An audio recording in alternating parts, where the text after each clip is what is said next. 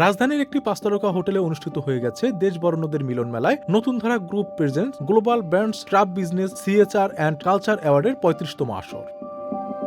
এবারের আসরে আজীবন সম্মাননায় ভূষিত হলেন প্রখ্যাত সঙ্গীতশিল্পী সাবিনা ইয়াসমিন ও রন্ধন বিশেষজ্ঞ কেকা ফেরদৌসী। সঙ্গীতশিল্পী বশির আহমেদকে দেওয়া হয় মরণোত্তর সম্মাননা।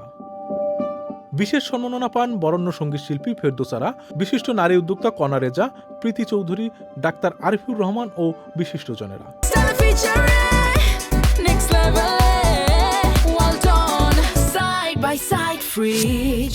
আয়োজনে দেশের সংস্কৃতি রক্ষায় সরকারের প্রতিজ্ঞার কথা তুলে ধরেন সমাজ কল্যাণ মন্ত্রী ও সংস্কৃতি মন্ত্রী। এই মণিমুক্তার সন্ধান করে আবার তাদের সেই আমাদের হারানো গৌরব, ঋত ঐশ্বর্য আমরা পুনরুদ্ধার করতে চাই। তাই আমরা সারা দেশে আমাদের শিক্ষা সংস্কৃতির কাজ শুরু করেছি। বাংলাদেশের সংস্কৃতি এবং আমাদের যে নিজস্ব ধারা, এটি হারাবে না, এটি তার নির্দিষ্ট গন্তব্যে পৌঁছবেই এবং যত চেষ্টায় ভিতর বা বাহির থেকে হোক না কেন আমরা আমাদের স্বকীয়তা ধরে রাখতে পারবো।